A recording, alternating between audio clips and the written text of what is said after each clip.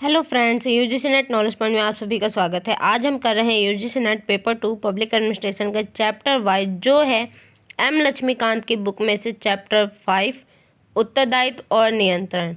आइए स्टार्ट करते हैं। चैनल पे नए हैं तो चैनल को जरूर सब्सक्राइब करें, लाइक एंड शेयर करें। आज हम पढ़ेंगे नागरिक और प्रशासन। कल्याण की ओर रुझान आधुनिक जनतांत्रिक राज्यों की विशेषता है। अतः राष्ट्र के सामाजिक आर्थिक विकास में सरकार एक महत्वपूर्ण भूमिका अदा करने लगी है। इसके परिणाम स्वरूप नौकरशाही का विस्तार हुआ है और प्रशासनिक प्रक्रिया में कई गुना बढ़ोतरी हुई है, जिसके कारण सरकार के विभिन्न स्तरों पर लोक सेवकों की शक्ति और विवेकाधिकार बढ़ गए हैं।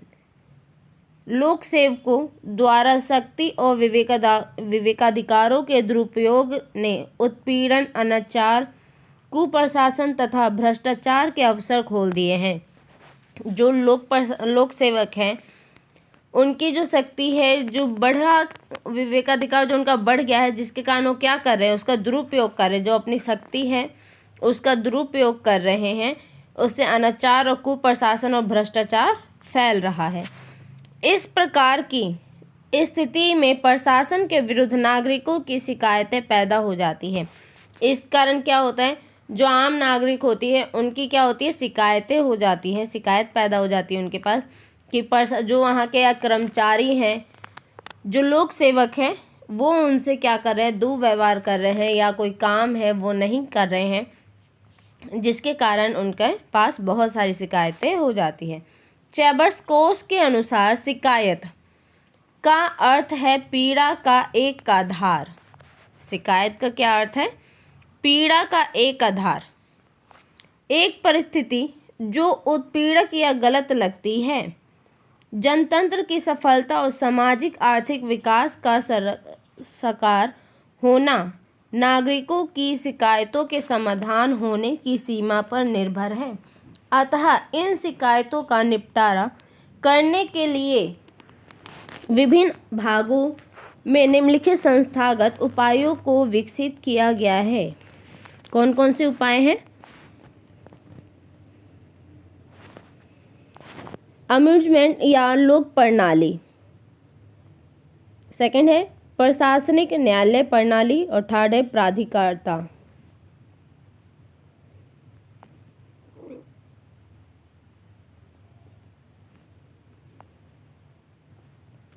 नागरिकों की शिकायतों का निपटारा करने के लिए दुनिया की सर्वप्रथम जनतांत्रिक संस्था स्कैंडिनेवियन इंस्टीट्यूट ऑफ अम्यूजमेंट थी। अंतर्राष्ट्रीय ख्याति प्राप्त विद्वान डोनाल्ड सी रोबर्ट के अनुसार प्रशासन के उचित कार्यों के बारे में एक औसत नागरिकों की शिकायतों का निपटारा करने के लिए यह एक अद्वितीय रूप से उपयुक्त संस्था है।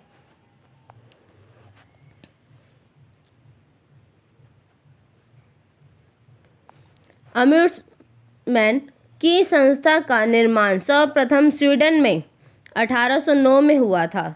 अम्यूड स्वीडिश भाषा का शब्द है। ये किसी दूसरे व्यक्ति के प्रतिनिधि या प्रवक्ता के रूप में काम करता है।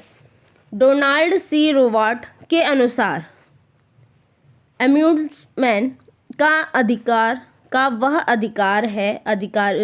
अम्यूजमेंट वह अधिकारी है जिसकी नियुक्ति प्रशासन और न्यायिक कार्यों के विरुद्ध शिकायतों को निपटाने के लिए विधायिका द्वारा की जाती है।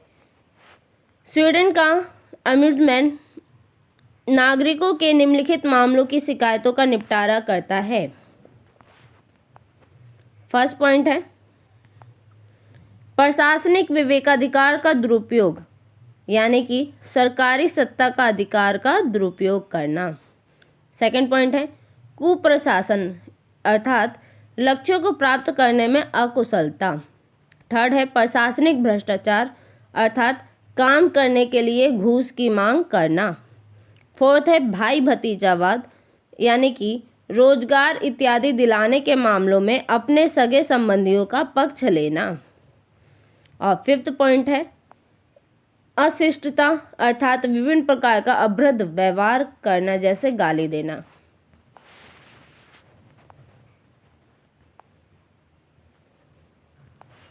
स्वीडन में अम्बुड्समैन की नियुक्ति संसद द्वारा 4 वर्ष के कार्यकाल के लिए की जाती है। इसे मात्र संसद द्वारा उस पर अपना विश्वास प्राप्त होने के आधार पर हटाया जा सकता है। वह अपनी वार्षिक रिपोर्ट संसद में प्रस्तुत करता है, अतः उसको संसदीय अम्बुड्समैन भी कहा जाता है, लेकिन वह संसद अर्थात विधायिका के साथ साथ कार्यपालिका एवं न्यायपालिका में भी स्वतंत्र होता है। यानी ये सिर्फ विधायिका में ही नहीं, कार्यपालिका और न्यायपालिका में भी अपना कार्य कर सकता है। अम्बुड्समैन एक संवैधानिक पद है और उसको सरकारी अधिकारियों द्वारा कानूनों तथा विनियमों के अनुपालन की देखरेख करने तथा ये देखने का अधिकार प्राप्त है कि वे अपने कर्तव्यों का पालन उचित रूप से करते हैं या नहीं। दूसरे शब्दों में कहें तो वह सभी सरकारी अधिकारी, नागरिक, न्यायिक तथा सैनिक पर नज़र रखता है ताकि वे निष्पक्षता के साथ वस्तुगत और वैधानिक रूप से कानून के अनुसार काम करें, परंतु वह किसी निर्णय को उलटने या रद्द करने का अधिकार नहीं रखता और प्रशासन अथवा न्यायालयों का उसका कोई सीधा नियंत्रण नहीं होता है। अम्बुड्समैन अपनी कार्यवाही किसी अनुचित प्रशासनिक कार्य के विरुद्ध नागरिक से प्राप्त शिकायत के आधार पर या अपनी पहल पर कर सकता है। वह न्यायाधीशों सहित किसी भी पथभ्रष्ट अधिकार पर मुकदमा चलाया जा सकता है। वह खुद सजा नहीं दे सकता। उसका काम मामले को उच्चाधिकारियों तक पहुंचाना है ताकि वे आवश्यक दोषा निवारक कदम उठाए। संक्षेप में कहें तो स्वीडन की अम्बुड्समैन संस्था की विशेषताएं निम्न है। क्या क्या विशेषताएं हैं? तो कार्यपालिका से स्वाधीन कार्यवाही करवाना उसका काम है। सेकंड है शिकायतों की निष्पक्ष और वस्तुगत जांच करवाना। थर्ड है जांच शुरू करने को पहल करने का अधिकार देना। और फोर्थ है प्रशासन की सभी फाइलों तक बिना रोक टोक के पहुंचा देना। और फिफ्थ पॉइंट है कार्यपालिका के विपरीत संसद को रिपोर्ट करने का अधिकार। अम्बुड्समैन की संस्था विधायिका के प्रति कार्यपालिका की जवाबदेही के सिद्धांत पर आधारित है। 6 पॉइंट है इसके कार्यों को मीडिया इत्यादि में व्यापक रूप से प्रचारित किया जाता है। और 7 पॉइंट है शिकायतों को निपटाने का सीधा, सरल, अनौपचारिक, सस्ता और त्वरित उपाय यही है।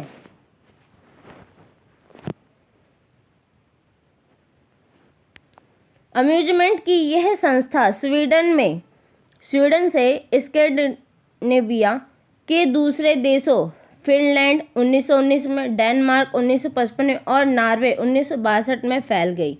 यहाँ पे भी ये प्रक्रिया क्या है, फैल गई है।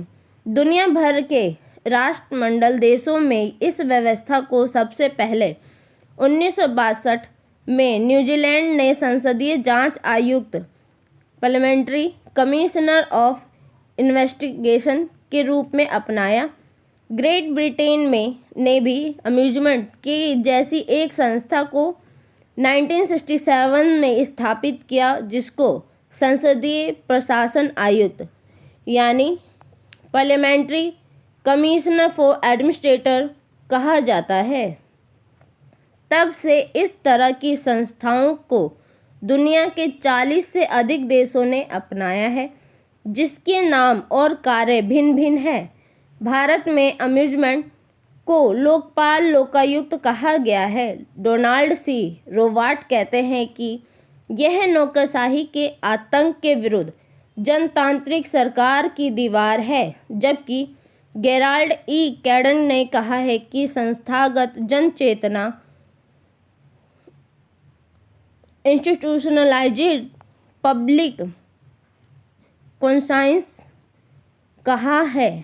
प्रशासनिक अधिकारियों के विरुद्ध नागरिकों की शिकायतों का निपटारा करने के लिए फ्रांस ने एक विलक्षण संस्थानात्मक युक्ति निकाली है। ये प्रशासनिक न्यायालयों की फ्रांसीसी प्रणाली यानी French system of administrative courts है। फ्रांस में अपनी सफलता के कारण यह यूरोप और अफ्रीका के बेल्जियम और तुर्की जैसे देशों में फैल गई है। नागरिकों की शिकायतों को निपटाने के लिए पूर्व सोवियत संघ, चीन, पोलैंड, हंगरी, चेकोस्लोवाकिया और रोमानिया जैसे समाजवादी देशों ने अपनी संस्थागत युक्तियों का निर्माण किया है। इन देशों ने इसे मुख्तार या प्राधिकर्ता प्रणाली कहा जाता है। ग्रेट ब्रिटेन और फ्रांस की अम्यूजमेंट जैसी प्रणालियों का विस्तार से वर्णन उपयुक्त शीर्षकों के अंतर्गत प्रशासनिक प्रणालियाँ नामक अगले अध्याय में आप पढ़ेंगे, यानी इससे जो नेक्स्ट चैप्टर है उसमें हम पूरा पढ़ेंगे। भारत में भ्रष्टाचार रोधी कार्यतंत्र। अब भारत में कैसे ये कार्य करता है, तो नागरिकों की शिकायतों को निपटाने के लिए, भ्रष्टाचार को रोकने के लिए भारत में विद्यमान वैधानिक एवं संस्थागत ढांचा निम्नलिखित तरीके से काम करता है। सबसे पहला है लोक सेवक यानी जो जांच है अधिनियम 1850। सेकंड है भारतीय दंड अव्यवस्थापन 1860 और तीसरा है विशेष पुलिस अवस्थापन 1941। ये भारत में कुछ वैधानिक संस्था है जो भ्रष्टाचार के खिलाफ कार्य करते हैं। नेक्स्ट है, ये याद रखने योग्य है, ये पेपर में पूछ लिए जाते हैं क्वेश्चन, तो ये क्या है, इम्पोर्टेंट है। नेक्स्ट है दिल्ली पुलिस अवस्थापन अधिनियम 1946, भ्रष्टाचार निरोध अधिनियम 1947, जांच आयोग अधिनियम 1952 यानी राजनीतिक नेताओं तथा प्रतिष्ठित सार्वजनिक व्यक्तियों के लिए ये जांच आयोग चलाया जाता है। नेक्स्ट है अखिल भारतीय सेवा आचरण नियम 1954, केंद्रीय लोक सेवा आचरण नियम 1955, रेलवे सेवा आचरण नियम 1956, मंत्रालय विभागों में सतर्कता, संगठन संबंध में अधीनस्थ कार्यालयों तथा सार्वजनिक उपक्रम। नेक्स्ट है केंद्रीय जांच ब्यूरो 1903 में, केंद्रीय सशक्ता आयोग 1964 में, राज्य सशक्ता आयोग 1964 में। इसके बाद है राज्यों में भ्रष्टाचार रोधी ब्यूरो, राज्यों में लोकायुक्त यानी अम्यूजमेंट भी है भारत में, मंडलीय सशक्ता आयोग, जिला सशक्ता आयोग, राष्ट्रीय उपभोक्ता विवाद एवं निपटान आयोग, अनुसूचित जाति एवं जनजाति आयोग, सर्वोच्च न्यायालय एवं राज्य में उच्च न्यायालय, प्रशासनिक ट्रिब्यूनल यानी अर्ध न्यायिक निकाय, मंत्री परिषद, सचिवालय का जन शिकायत निर्देशालय 1988,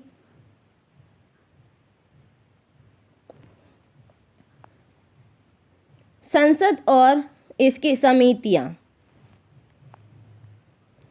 केरल जैसे कुछ राज्यों में फाइल टू फील्ड कार्यक्रम लागू किया गया है।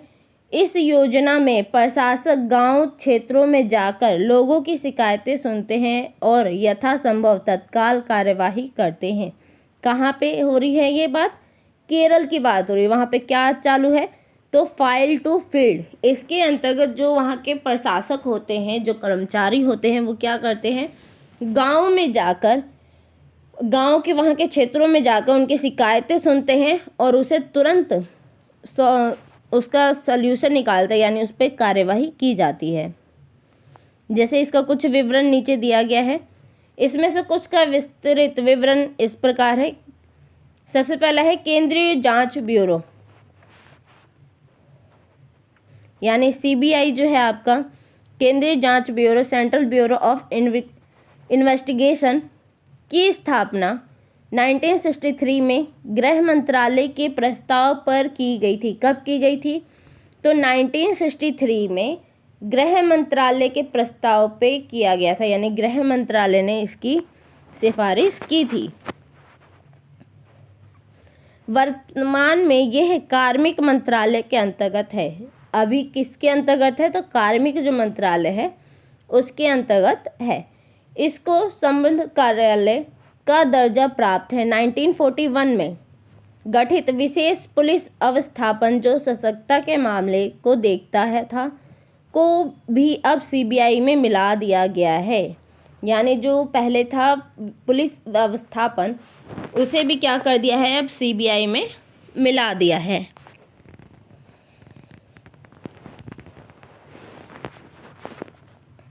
सीबीआई केंद्रीय सरकार की मुख्य जांच एजेंसी है। भ्रष्टाचार रोकने और प्रशासन की ईमानदारी बनाए रखने में यह महत्वपूर्ण भूमिका अदा करती है। ये केंद्रीय सशक्तता आयोग की सहायता करती है। विशेष पुलिस स्थापना यानी सीबीआई का प्रभाग राज्य पुलिस बलों का संपूरक है। राज्य पुलिस बलों के साथ दिल्ली पुलिस अवस्थापन अधिनियम 1943 के अधीन विशेष पुलिस अवस्थापन यानी एसपीई को अपराधों की जांच करने और मुकदमा चलाने के अधिकार प्राप्त है, परंतु इन दो एजेंसियों के बीच मामलों की आवृत्ति और परस्पर व्यापन से बचने के लिए निम्नलिखित प्रबंधन किए गए हैं। कौन कौन सा है? तो सबसे पहला पॉइंट है एसपीआई यानी एसपीआई जो है एसपीई उन मामलों को हाथ में लेगी जिनका संबंध मूलतः और बड़े तौर पर केंद्र सरकार और उसके कर्मचारियों से है, चाहे वो किसी राज्य सरकार के कर्मचारियों से भी संबंधित क्यों ना हो। उसे कौन देखेगा? तो एसपीई देखेगा।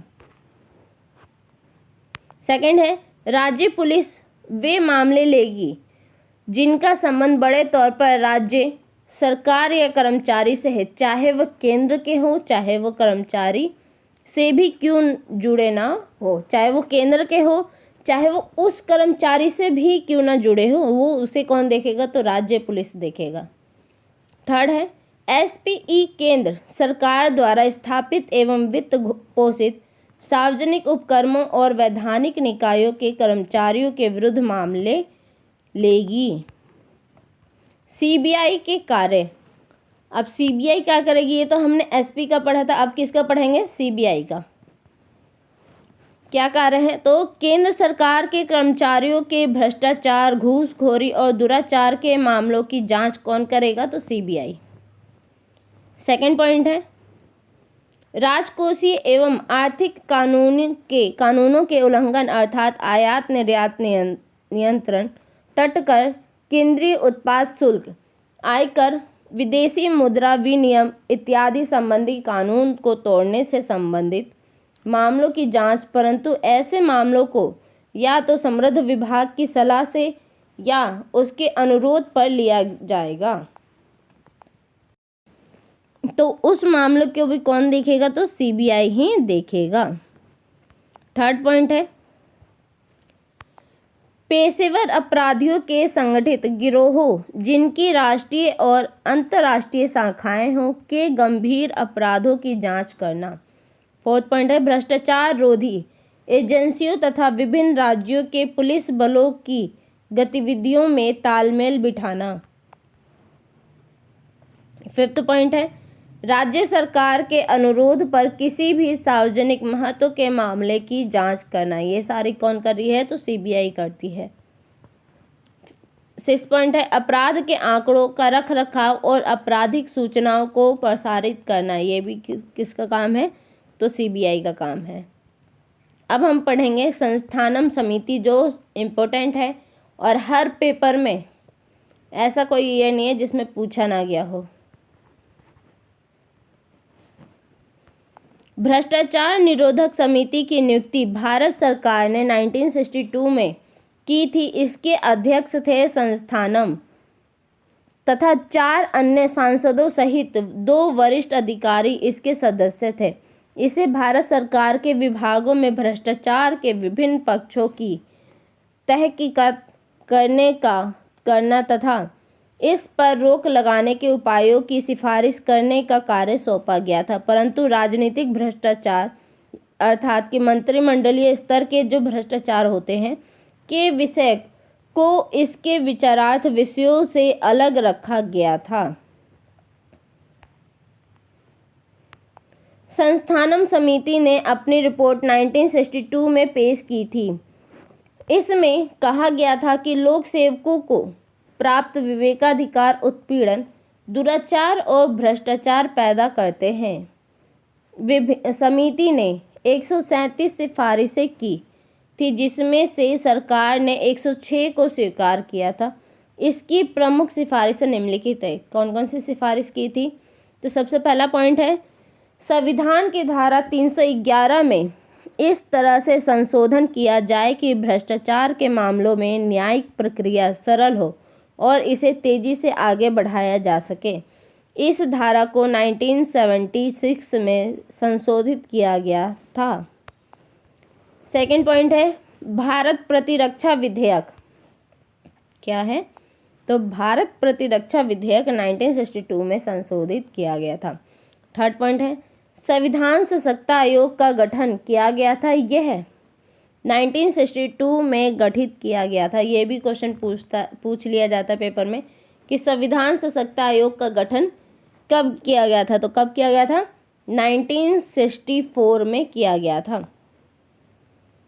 नेक्स्ट पॉइंट है, सरकारी कर्मचारियों के आचरण नियमों में संशोधन हो ताकि सेवानिवृत्त लोक सेवकों को निजी क्षेत्र में जाने से रोका जा सके। इसमें सिफारिश की थी कि सरकारी कर्मचारी पर सेवानिवृत्ति के बाद 2 साल तक निजी क्षेत्र में नौकरी करने पर रोक लगाई जाए।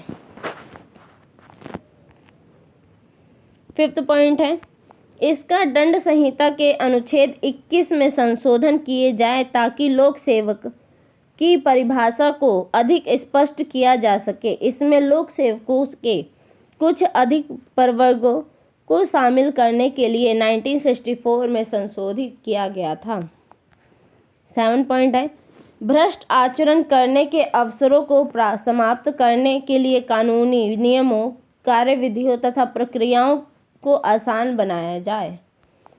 7 पॉइंट है, कर्मियों और अधिकारों में बढ़ोतरी करके विशेष पुलिस अवस्थापन को सुदृढ़ किया जाए। इसको अतिरिक्त अधिकार देकर सुदृढ़ किया जाए, यानी उसको और अधिकार दिए जाए।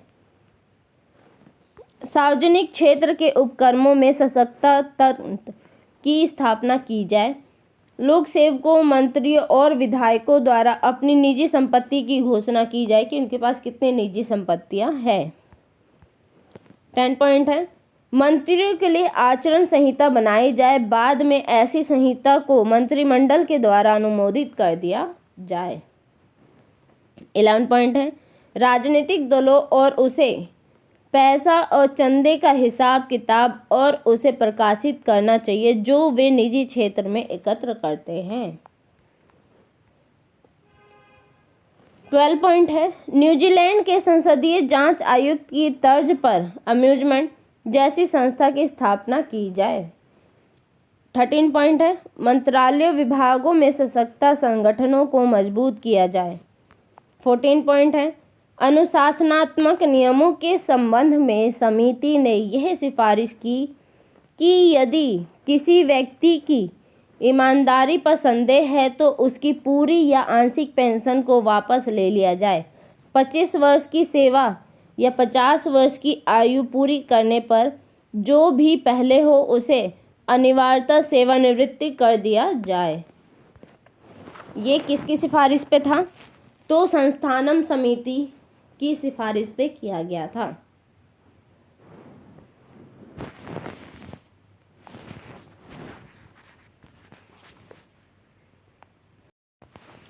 अब हम पढ़ेंगे कार्य सशक्ता आयोग के बारे में। इसकी स्थापना 1964 में संस्थानम समिति की सिफारिश पर की गई थी। इसका गठन केंद्र सरकार के कार्यकारी प्रस्ताव द्वारा किया गया था। मूलतः ये ना तो कोई संवैधानिक संगठन है और ना ही वैधानिक संगठन है। हाल ही में सितंबर 2003 में केंद्र सरकार ने एक अध्यादेश जारी करके सीवीसी को वैधानिक दर्जा दे दिया। अध्यादेश में एक बहुसंसदीय आयोग का गठन करने को कहा गया है जिसका प्रमुख केंद्रीय सशक्ता आयुक्त हो और इसके सहायकों के तौर पर अधिक से अधिक 3 सशक्त आयुक्त हो, यानी इसकी जो सहायता करने वाले हैं उसमें क्या हो, 3 सशक्त आयुक्त बनाया जाए। इसकी नियुक्ति राष्ट्रपति द्वारा उच्च स्तरीय समिति की सिफारिश पर की जाएगी, जिसके अध्यक्ष प्रधानमंत्री और सदस्य गृह मंत्री तथा लोकसभा में विरोधी दल के नेता होंगे। केंद्रीय सशक्त आयुक्त का कार्यकाल 4 वर्ष का है, जबकि सशक्त आयुक्त का 3 वर्ष का।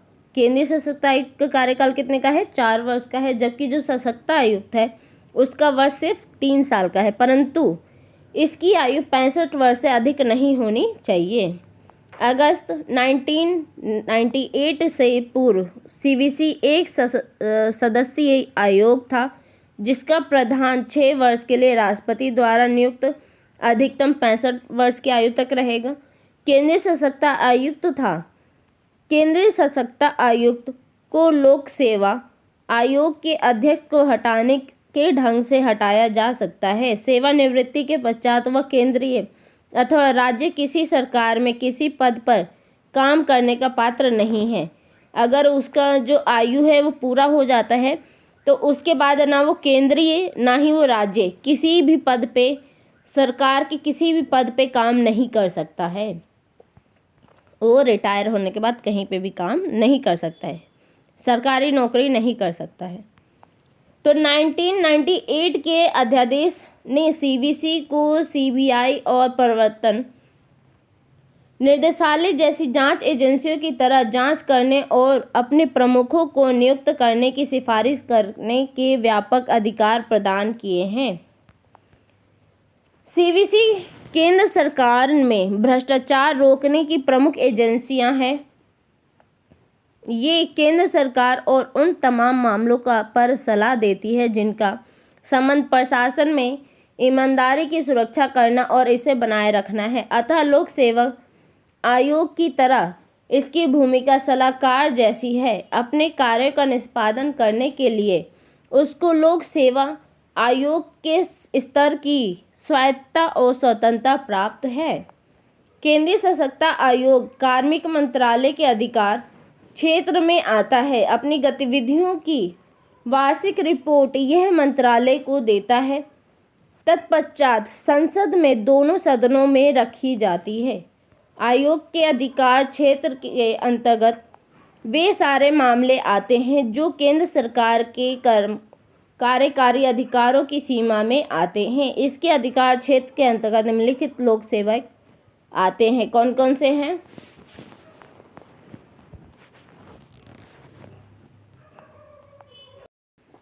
फर्स्ट पॉइंट है, केंद्र सरकार के सभी कर्मचारी यानी कि जिनको केंद्र सरकार द्वारा विभिन्न मंत्रालयों विभागों द्वारा नियुक्त किया जाता है।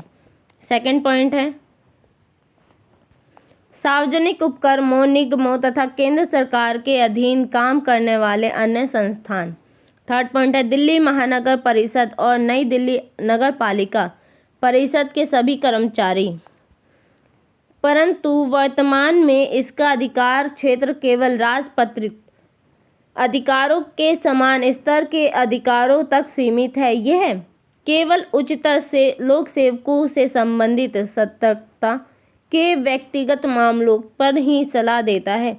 इसको राजनीतिक भ्रष्टाचार के मामलों अर्थात सांसदों और मंत्रियों से जुड़े मामले में जांच करने का अधिकार नहीं है। आयोग को भ्रष्टाचार और दुराचार के विरुद्ध शिकायतें सीधे पीड़ित नागरिकों से मिलती है। इसने संबंधित सूचना को आयोगों यानी प्रेस रिपोर्टों, लेखा परीक्षा रिपोर्टों, विभिन्न विभागों, समृद्ध प्रतिष्ठानों, सांसदों द्वारा लगाए गए आरोपों और संसदीय समितियों की रिपोर्ट से भी एकत्र कर सकता है। केंद्रीय सशक्त आयोग के कार्य निम्नलिखित है। कौन कौन से कार्य हैं? तो फर्स्ट पॉइंट है, उस प्रत्येक लेन देन की छानबीन करना जिसमें किसी लोक सेवक पर भ्रष्टाचार ढंग से अथवा किसी अनुचित उद्देश्य के लिए काम करने का संदेह या आरोप है। सेकंड पॉइंट है, लोक सेवक के विरुद्ध भ्रष्टाचार, दुराचार, अपराध, ईमानदारी के अभाव या अन्य प्रकार के अनाचार की शिकायतों की जांच पड़ताल करना। थर्ड पॉइंट है, मंत्रालय, विभागों, सार्वजनिक प्रतिष्ठानों, बैंकों इत्यादि में निरीक्षण करने और सतर्कता तथा भ्रष्टाचार विरोधी कार्य की सामान्य जांच करने के उद्देश्य से एजेंसियों से रिपोर्ट या विवरण लेना। 4th पॉइंट है